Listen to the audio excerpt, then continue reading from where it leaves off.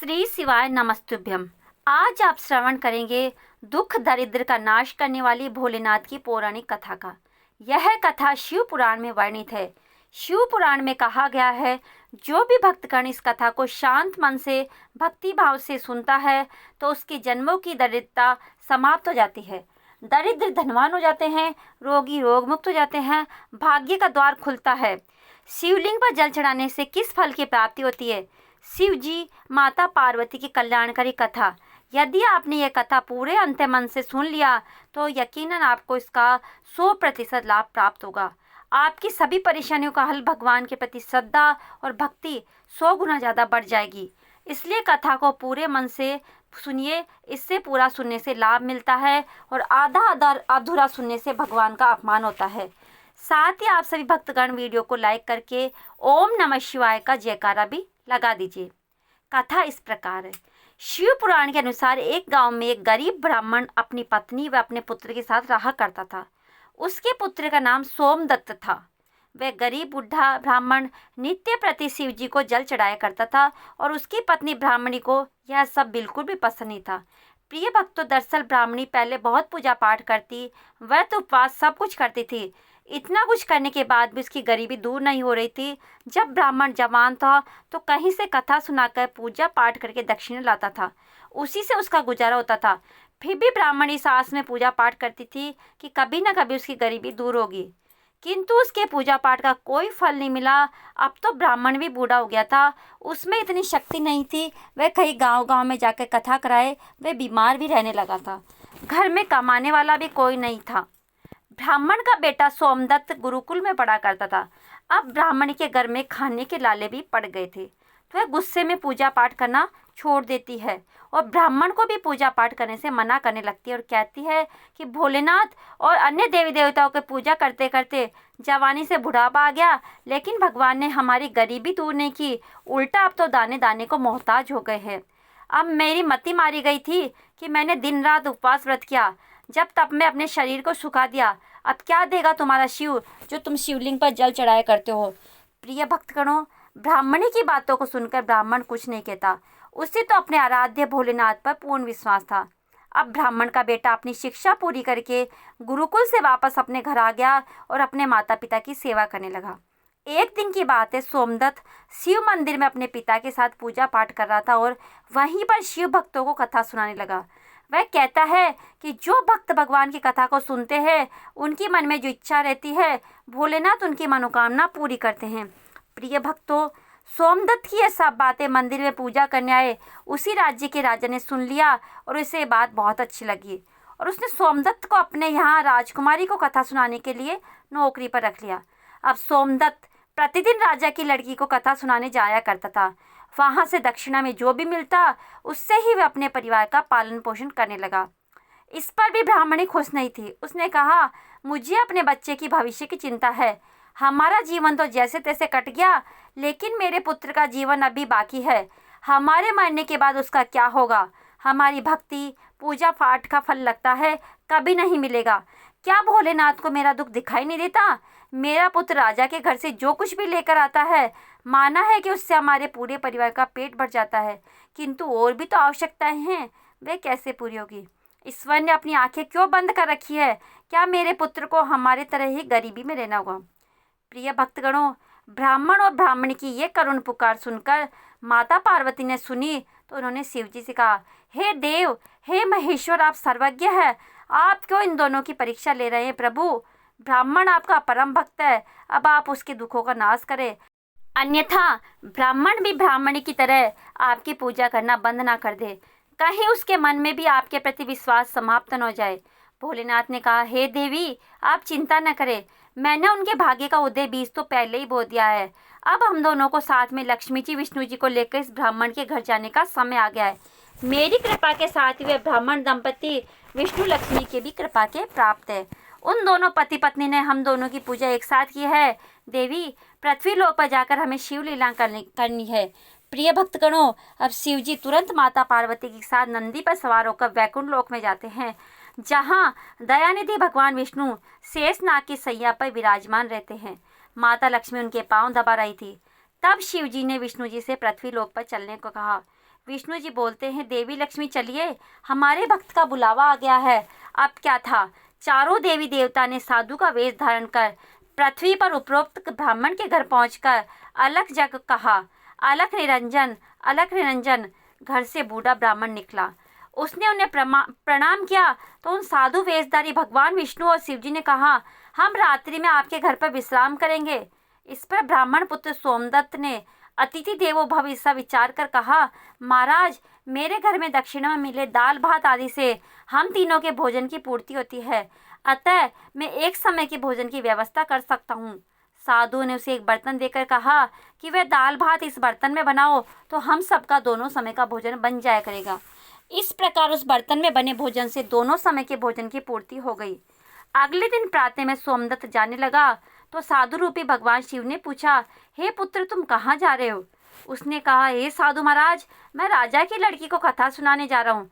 साधु ने कहा, तुम कथा सुनाने के बाद राजा की लड़की से पूछना कि तुम किस अभिलाषा की पूर्ति के लिए कथा सुनती हो। अब सोमदत्त राजकुमारी को कथा सुनाने के बाद वही प्रश्न पूछता है कि तुम किस अभिलाषा की पूर्ति के लिए कथा सुनती हो। राजा की लड़की ने कहा, मैं इस अभिलाषा से कथा सुनती हूँ कि मुझे ऐसा वर मिले जिसकी चर्चा सभी की जबान पर हो, उसके माथे पर चांद और सूरज की रोशनी हो तथा वह भाग्य का ऐसा धनी हो कि उसके कदमों में लक्ष्मी थिरकी हुई हो तथा ऐसी बारात हो जैसी किसी ने अब तक नहीं देखी है। प्रिय भक्तगणों, अब वापस आकर सोमदत्त ने राजकुमारी की सारी बातें साधुओं को बता दी। अब देखिए, अगले दिन प्रातःकाल में जब कथा सुनाने के लिए जाने लगा तो साधु ने कहा, बच्चा, आज फिर वही प्रश्न करना। वह फिर से तुम्हें कल वाली बातें बताए तो तुम यह तुरंत कह देना कि जैसा पति तुम्हें चाहिए वैसा केवल मैं ही हूँ, ऐसा कहकर भाग आना। सोमदत्त ने कहा, हे साधु महाराज, कहाँ मैं एक गरीब ब्राह्मण जिसका घर उसकी दी हुई दक्षिणा पर चलता है, कहाँ वह राजा की पुत्री? राजा मुझे और मेरे परिवार को मृत्यु दंड के घाट उतार देगा, अतः मैं ऐसा नहीं करूँगा। साधु ने कहा, ठीक है, हम तुम्हें परिवार सहित अभी श्राप से भस्म किए देते हैं। सोमदत्त पहले ही उनके चमत्कार से डरा हुआ था। उसने सोचा कि राजा तो बाद में मृत्युदंड देगा, यह तो अभी अपने श्राप से भस्म कर देंगे। अतः साधुओं को आश्वासन देकर कथा सुनाने के लिए चला गया। कथा सुनाने के बाद सोमदत्त ने कहा, हे राजकुमारी, कल आपने जो बताया था उसके अनुसार जैसा वर तुम्हें चाहिए वैसा वर तो मैं ही हूँ, ऐसा कहकर तुरंत वह वहाँ से भाग गया। राजा की पुत्री को एकदम आघात पहुँच गया। उसने दासी के द्वारा अपने पिताजी को बुलाकर सब बातें बताई। राजा ने आश्वासन दिया कि उस उद्दंड ब्राह्मण को उसकी सजा मिलेगी। राजा ने तुरंत अपने मंत्रियों से विचार विमर्श किया। एक वरिष्ठ मंत्री ने कहा, महाराज, उसे अपराध को फांसी दिया जाने वाला है, परंतु वह एक ब्राह्मण है, उसे फांसी देने पर एक ब्राह्मण हत्या का पाप लगेगा। कुछ ऐसा किया जाए कि वह दंडित भी हो जाए और ब्रह्म हत्या का पाप भी नहीं लगे। प्रिय भक्तों, काफ़ी विचार विमर्श करने के बाद तय हुआ कि शादी का निमंत्रण पत्र कुछ शर्तों के साथ भिजवाया जाए। राजा ने शर्तों वाला निमंत्रण पत्र लिखवाकर अपने नौकर के हाथ सोमदत्त के पिता के पास भिजवा दिया। उधर सोमदत्त ने घर पहुंचकर साधुओं को बताया कि आपके कहे अनुसार पर राजकन्या बहुत क्रोधित हो गई, अब शीघ्र ही फांसी का संदेश पहुंचने वाला है। कुछ समय बाद नौकर निमंत्रण पत्र लेकर वहां पहुंच गया। साधुओं ने हलकारे को सम्मान के सहित बिठाकर सोमदत्त को निमंत्रण पत्र पढ़कर सुनाने को कहा। पत्र इस प्रकार था, हे ब्राह्मण पुत्र, हमें तुम्हारा शादी का प्रस्ताव मंजूर है, परंतु साथ साथ हमारी कुछ शर्तें भी है। हमारे द्वारा सभी शर्तें पूरी करने पर हम अपनी कन्या का विवाह तुम्हारे साथ कर देंगे। शर्तें पूरी ना होने पर तुम्हें परिवार सहित फांसी दे दी जाएगी। शर्त इस प्रकार से हैं। पहली शर्त है, बारातियों के ठहरने वाले सभी बारात घर तथा बनाए गए सभी तंबू बारातियों से भरे होने चाहिए, कोई भी तंबू खाली नहीं रहना चाहिए। दूसरी शर्त है, बाराती के आतिथ्य सत्कार में बनाई गई खाद्य सामग्री उपयोग होनी चाहिए, कुछ भी बचना नहीं चाहिए। तीसरा शर्त है, ऐसी अद्भुत बारात आनी चाहिए जिसकी प्रशंसा हर व्यक्ति के जुबान पर हो। बारात आने पर यदि कोई भी शर्त अधूरी होगी तो बारात में आने वाले सभी बारातियों को फांसी दे दी जाएगी। पत्र पढ़कर सोमदत्त डर से कांपने लगा। साधु ने कहा, तुम डरो नहीं, नौकर को भोजन खिलाकर पत्र का उत्तर देकर विदा करो और पत्र में लिखो कि आप विवाह की तैयारी करें, हम फला दिन बारात लेकर आ रहे हैं। नौकर को भोजन में दाल भात परोसा गया। नौकर की थाली में चमत्कार से 36 प्रकार का भोजन बन गया। विदाई में साधुओं ने, जो कि भोलेनाथ और विष्णु जी ने थे, उसे मुट्ठी भर धूनी की राख देकर और पत्र देकर विदा किया। बाहर आकर नौकर ने देखा कि वह राख नहीं हीरे मोती है। वह बहुत खुश हुआ। राजा ने सकारात्मक उत्तर प्राप्त होने पर विचार किया कि वह गरीब ब्राह्मण किसके भरोसे ऐसा कर रहा है, क्या कोई दुश्मन राजा उसका साथ दे रहा है। यही सोचकर राजा ने शहर के तमाम बारात घर सजवा दिए और अनेकों अनेक तंबू लगवा दिए। राजा का विश्वास था कि अधिक आदमी न आने के कारण वह शर्त हार जाएगा। सोमदत्त अपनी बारात में चलने के लिए जिसे भी कहता है वही उसे यह कहकर मना कर देता कि नहीं, तुम्हारा तो अंतिम समय आ गया है, हम बारात में तुम्हारे साथ मरने के लिए क्यों जाए। ऐसी बात सुनकर वह बहुत परेशान था। शादी वाले दिन सोमदत्त को परेशान देखकर साधु ने कहा, पुत्र, आज तुम्हारा विवाह है और तुम परेशान हो रहे हो। तैयार होकर हमारे साथ चलो, तुम किसी बात की चिंता मत करो, हम तुम्हारे साथ हैं। सोमदत्त ने भाग्य में जो लिखा है वही होगा, यही सोचकर तैयार होकर साधुओं के साथ चल दिया।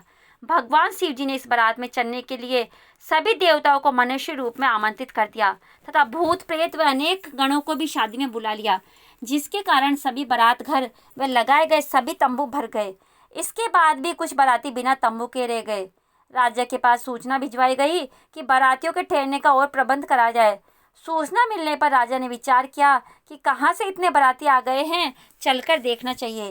राजा तुरंत वहां पहुंचा। राजा को आया देखकर शिव जी ने शुक्र व शनि जी को बच्चे के रूप में बनाकर भूख के कारण रुला दिया। राजा ने 2 बच्चों को रोते हुए देखकर पूछा, ये बच्चे क्यों रो रहे हैं। साधु बने शिव जी ने कहा, इन्हें भूख लगी है। राजा ने उन बच्चों को खाना खिलाने के लिए भेज दिया। कुछ समय बाद राजा के कर्मचारी ने आकर बताया कि महाराज, वे दोनों बच्चे तो सारा का सारा खाना खा गए हैं, फिर भी भूख भूख चिल्ला रहे हैं। ऐसा सुनकर राजा बहुत परेशान हुआ। उसने अपना घमंड त्याग कर साधुओं के सामने नतमस्तक होकर कहा, महाराज, अब मेरा इलाज आपके हाथ में है। साधु ने कहा, कोई बात नहीं, सब कुछ ठीक हो जाएगा, तुम घर जाकर बारात की आगवानी की तैयारी करो। राजा ने शहर को बहुत ही सुंदर ढंग से सजाया। जगह जगह झालरों से पूरा शहर एक दुल्हन की तरह सजाया गया। सोमदत्त भी विवाह की पोशाक में एक राजकुमार की तरह बहुत सुंदर दिखाई दे रहा था। शाम के समय उसे एक सुंदर रथ में बिठाया गया। रथ के आगे अनेक प्रकार के बैंड बाजे वाले, नगाड़े वाले सब झूम रहे थे, नाच रहे थे। दूल्हे के मस्तक पर सेहरे को चांद और सूरज से सजाया गया। बाराती हाथ में मुद्राएं लेकर एक दूसरे पर न्योछावर करके इधर उधर उड़ा रहे थे। बारात के इस विहंगम दृश्य को देखकर लोग आपस में कहने लगे कि इस ब्राह्मण के भाग्य को देखो, इसके मस्तक के चेहरे पे चांद सूरज और चारों तरफ से इस प्रकार धनलक्ष्मी उड़ाई जा रही है, मानो किसी बड़े राजा की बारात निकल रही है। ऐसी बारात हमने अपने जीवन में कभी नहीं देखी और न आगे देखने की उम्मीद है। यह भाग्य का बड़ा धनी है। प्रजा की इस प्रकार की बातों को सुनकर माता पार्वती, उन्होंने कहा, प्रभु, आप जिस पर कृपा करते हैं उसके लिए अन्न धन के भंडार खोल देते हैं। भगवान भोलेनाथ ने कहा, हे पार्वती, जो भक्तगण मेरी पूरी श्रद्धा भक्ति से पूजा करते हैं, मैं उन्हें उनके पूजा का फल अवश्य देता हूँ। उन्हें दुख तभी तक झेलना पड़ता है जब तक कि उनके पाप कर्म खत्म नहीं हो जाते। पुण्य कर्म जैसे ही उदय होते हैं उनके भाग्य के दरवाजे खुल जाते हैं और जो भक्त भगवान की कथाओं को सुनता है उन्हें भी राजकुमारी की तरह फल प्राप्त होता है। राजकुमारी ने प्रतिदिन भगवान की कथाएं सुनी। उसने मन में जो भी कामना की उसे वह मिला। यह तो भगवान भोलेनाथ, माता पार्वती, विष्णु भगवान और लक्ष्मी जी की महिमा थी, जिसके कारण ब्राह्मण धनी हो गया। उसका भी घर महल की तरह सुंदर हो गया। उसके घर में नौकर चाकर इत्यादि की कमी नहीं रही। अपार धन दौलत से घर भरा हुआ था और ब्राह्मणी ने फिर से भगवान की पूजा अर्चना शुरू कर दी। खूब दान दक्षिणा देना शुरू कर दिया और नित्य प्रति भगवान की कथाओं को सुना करती थी। एक बार प्रेम से बोली, लक्ष्मी नारायण भगवान की जय, पार्वती पते हर हर महादेव, ओम नमः शिवाय, जय माता पार्वती। प्रिय भक्तगणों, आज आप श्रवण करेंगे शिव पुराण में वर्णित शिव पार्वती संवाद कथा। प्रिय भक्तगणों को एक बार भगवान शिव माता पार्वती के साथ भ्रमण करे थे। उसी समय माता पार्वती भगवान शिव से कहने लगी, हे प्रभु, मेरे मन में 3 प्रश्न उठ रहे हैं। यदि आप मेरे इन 3 प्रश्नों के उत्तर दे दे, मेरे मन के शंकाओं का समाधान कर दे, तो मेरे मन को बहुत शांति मिलेगी। तब भगवान शिव कहते, हे पार्वती, तुम अपने तीनों प्रश्नों को बताओ, मैं तुम्हारे तीनों प्रश्नों के उत्तर देकर तुम्हें संतुष्ट करने का प्रयास करूंगा। माता पार्वती कहती है, हे प्रभु, मेरे 3 प्रश्न हैं।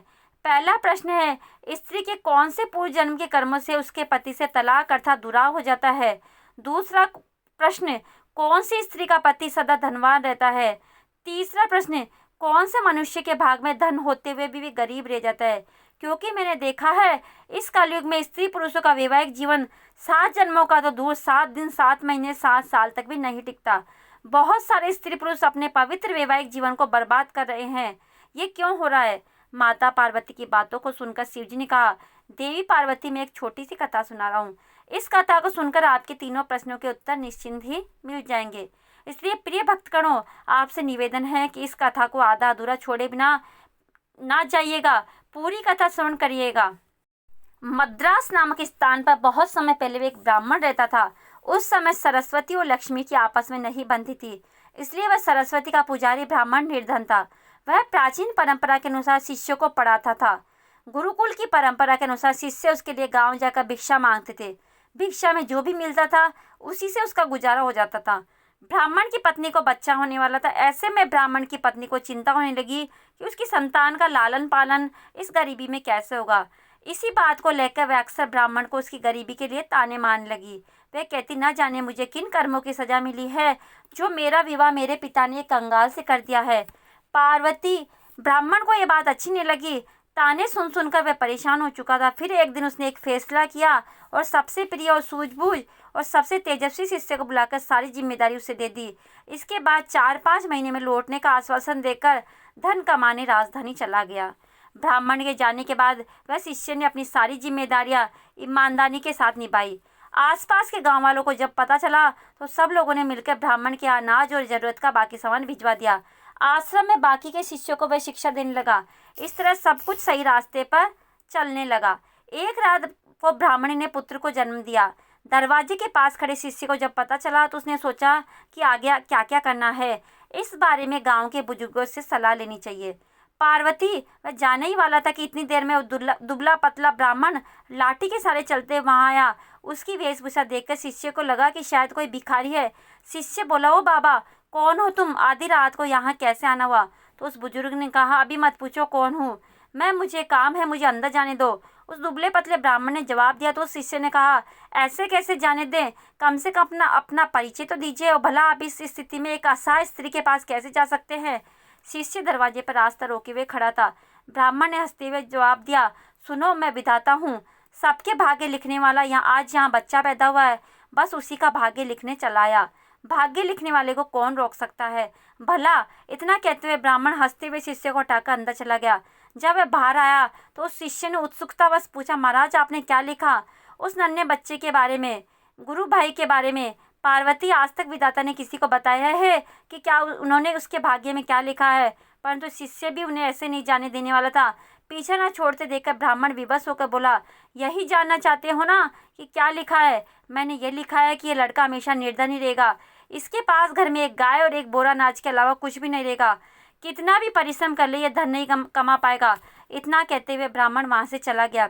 शिष्य को इस व्यवहार पर बहुत गुस्सा आया, परंतु वह ब्राह्मण अब जा चुका था, इसलिए कुछ किया नहीं जा सकता।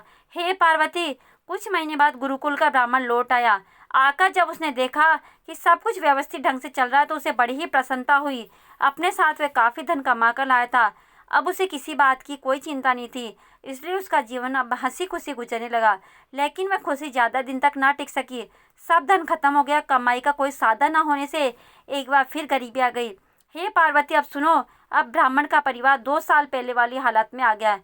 इस प्रकार फिर ब्राह्मणी को बच्चा होने वाला था। ऐसे में जब ब्राह्मण ने शिष्य से अपनी स्थिति के बारे में विचार विमर्श किया तो शिष्य ने उसे फिर से राजधानी जाने की सलाह दी। हे पार्वती, ब्राह्मण पहले की तरह अपनी सारी जिम्मेदारी अपने उसी बुद्धिमान शिष्य के कंधों पर छोड़कर राजधानी चला गया।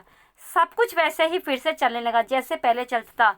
फिर से गांव के लोग अनाज व जरूरी सामान दे गए। समय आने पर ब्राह्मणी की कोख से एक कन्या ने जन्म लिया। जब शिष्य को इस बात की खबर हुई तो वह गुरु बहन को देखने के लिए गया, लेकिन उसके पहुंचने से पहले ही वहीं दुबला पतला ब्राह्मण पहुंच गया जो अपने आप को विधाता बता रहा था।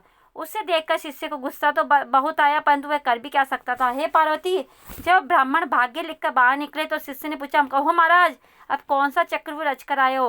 उस ब्राह्मण ने कहा, अरे भाई, गुस्सा क्यों होते हो? मैं तो यहाँ बस अपना काम करने आया था। सबका अपना काम है, मेरा भी काम है, इसमें मैं क्या कर सकता हूँ? हे पार्वती, इस प्रकार से चेहरे पर व्यंग्यात्मक मुस्कान लिए हुए ब्राह्मण ने कहा। तो शिष्य बोला, अच्छा महाराज ठीक है, मगर बताओ तो सही, आखिर मेरी गुरु बहन के भाग्य में क्या लिखा आपने। तब उस ब्राह्मण ने कहा, इस लड़की का विवाह नहीं होगा, हाँ लेकिन इसे देखने वाले बहुत आएंगे, फिर भी यह सारा जीवन कुंवारी ही रहेगी। इतना सुनते ही शिष्य को गुस्सा आ गया और उसने उस ब्राह्मण को वहां से भाग जाने के लिए कहा। ब्राह्मण पहले की भांति मुस्कुराता हुआ चला गया, लेकिन उस शिष्य के मन को अशांति दे गया और सोच में पड़ गया कि अगर ये सच में विधाता था तो उसके गुरु भाई और गुरु बहन का भविष्य क्या होगा, कैसे कटेगा उनका जीवन। हे पार्वती, मैं क्या कहूँ। खैर धीरे धीरे समय बीतने लगा। 1 साल, 2 साल, 3 साल करते करते कई साल बीत गए। शिष्य का गुरु यानी कि वह ब्राह्मण वापस नहीं आया। राजधानी से जितने व्यक्ति आते उतनी बातें करते। कोई कहता ब्राह्मण की मृत्यु हो गई, कोई कहता वो अपने पत्नी से परेशान थे इसलिए संन्यास लेकर जंगल में चले गए। शिष्य भी ब्राह्मण के घर और गुरुकुल की सारी जिम्मेदारी संभाला था। सबके साथ साथ उसने अपने गुरु भाई और गुरु बहन को भी शिक्षा देकर उन्हें शिक्षित कर दिया। पार्वती, इस तरह 18 साल बीत चुके थे। ब्राह्मण का पुत्र 20 वर्ष का हो गया। शिष्य को अब लगने लगा कि अब उसका गुरु भाई गुरुकुल की व्यवस्था संभालने लायक हो गया। इसी विचार में अब शिष्य अपनी सारी जिम्मेदारी उसे देखकर वहां से विदा लेना चाहता था। ब्राह्मणी व उसके पुत्र और पुत्री ने उस शिष्य को रोकने का बहुत प्रयास किया, मगर सब व्यर्थ था। हे पार्वती, शिष्य जब जा रहा था तब गुरु भाई उसे छोड़ते हुए कुछ दूर तक उसके साथ गया। जब गुरु भाई आशीर्वाद लेकर वापस लौटने को हुआ तब उस शिष्य ने कहा, भाई मैं जा रहा हूँ, मगर जो मैं अभी तुम्हें 2 बातें बताऊंगा उस बात का ध्यान रखना। पहला, कभी भी अपने घर पर अनाज से भरा हुआ बोरा और दूध देने वाली गाय मत रखना। अगर तुमने दोनों रखे तो तुम्हारा सारा जीवन निर्धन रहोगे। दूसरा, जब भी कोई व्यक्ति तुम्हारी बहन के विवाह के संबंध में बात करने आए तो उसे 100 सोने की मोहरें देकर जाने को बोलना, और जब वह 100 मोहरें तुम्हें दे दे तभी अपनी बहन उन्हें दिखाना। हे पार्वती, लड़के ने वैसा ही करने का वादा करके शिष्य को विदा किया और आश्रम में लौट आया। अगले ही दिन गांव के एक पुरोहित के यहाँ एक दुधारू गाय और 1 बोरा अनाज उस लड़के के घर भिजवा दिया। लड़के ने उसी समय गाय और अनाज का बोरा बेच दिया। अगले दिन फिर किसी ने 1 बोरा अनाज और 1 दुधारू गाय भेजी। लड़के ने फिर वैसा ही किया। अब आए दिन गाय और अनाज के बोरे आने लगे। लड़का उन्हें अपने वायदे के अनुसार बेचता गया। इससे उसका भाग्य बदल गया और जल्दी वह अमीर हो गया। थोड़े ही दिन में उसकी बहन की विवाह की उम्र हो गई। विवाह के लिए कई लोग लड़के से संपर्क करने लगे। उस लड़के को अपना वादा याद था। उसकी बहन को जो भी देखने आता वह उससे 100 स्वर्ण मुद्राएं ले लेता। इस तरह वह और भी धनी हो गया। उसका जीवन सुखमय हो गया। इसी तरह कई साल बीत गए। एक दिन उस शिष्य का मन हुआ क्यों न अपने गुरु के परिवार को देख लिया जाए कि उनका भाग्य कैसे चल रहा है। हे पार्वती, इसी विचार के साथ वह चल दिया। अभी वह गांव के बाहर ही पहुंचा था कि उसे वहीं दुबला पतला ब्राह्मण 1 गाय, 1 बोरा अनाज और 1 पोटली में मुद्राएं ले जाते हुए दिखाई दिया। शिष्य ने आवाज लगाते हुए कहा, महाराज कहाँ जा रहे हो। ब्राह्मण ने उसकी ओर देखा, गुस्से में ऊंची आवाज में बड़बड़ाना शुरू कर दिया। उस ब्राह्मण ने कहा, आ गए जले पर नमक छिड़कने। देख लो, ये सब तुम्हारा ही किया धरा है। रोज 1 दूध देने वाली गाय, 1 बोरा अनाज और 100 मुद्राएं देते देते मेरी ऐसी की तैसी हो रही है। दिमाग काम नहीं करता है। तुम्हारे इस चक्रव्यूह से कैसे निकलूं। तो शिष्य ने कहा, मेरा चक्रव्यूह महाराज आप भूल रहे हैं। भाग्य तो आप लिखते हैं, फिर भला मैं कैसे आपको किसी चक्रव्यूह में फंसा सकता हूँ। शिष्य ने चुटकी लेते हुए उनसे कहा। तो ब्राह्मण ने कहा, बेटा मैं तेरी बुद्धि से हार चुका हूँ, मेरी सहायता कर, मुझे इस झंझट से निकाल। हे पार्वती, तब उस शिष्य ने कहा, महाराज झंझट से निकालना है तो उन दोनों की भाग्य रेखा मिटा दीजिए। आप तो जानते हैं ये कलयुग है। आज का इंसान स्वयं अपनी बुद्धि से भाग्य बनाता है। उदाहरण आप देख ही रही है। तो उस ब्राह्मण ने कहा, ऐसे कैसे मिटा दूं मैं, भाग्य की रेखा है। शिष्य ने कहा, तो फिर उठाइए झंझट, में कुछ नहीं कर सकता। ब्राह्मण ने कहा, अरे नहीं बेटा, मेरा कुछ ख्याल करो। कब तक इसी काम में फंसा रहूँगा, मैं भी मजबूर हूँ। शिष्य ने कहा, मैं भी मजबूर हूँ महाराज। अपने गुरु को वचन दिया है कि उनके परिवार का ख्याल रखूंगा। अब ऐसे में उनका साथ कैसे छोड़ दूँ। वैसे भी इस दुनिया में कुछ पाने के लिए कुछ खोना पड़ता है। मुझे तो अपनी बहन का विवाह भी करना है। अगर आप मेरी बात मान ले तो आपको अपनी समस्या का हल मिल जाएगा। हे पार्वती, कुछ देर सोच विचार करने के बाद उस ब्राह्मण ने गाय, अनाज का बोरा और मुद्राओं की पोटली उस शिष्य को दे दी और बोले, जाओ मिटा दो उनकी भाग्य की रेखा है। तुम्हें उनका जैसा भी भाग्य बनाना है बना लो, मैं कोई रुकावट नहीं डालूंगा। लेकिन मेरी विनती है, इस बारे में तुम किसी को बताना नहीं तो कोई मेरा भी आदर नहीं करेगा। किसी को मेरा भय नहीं रहेगा, जिसके कारण मुझे कोई याद नहीं करेगा।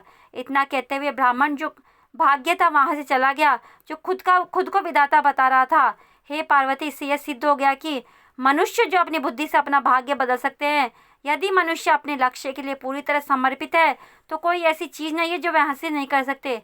परेशानियों में ही मनुष्य की सफलता का रहस्य छुपा होता है।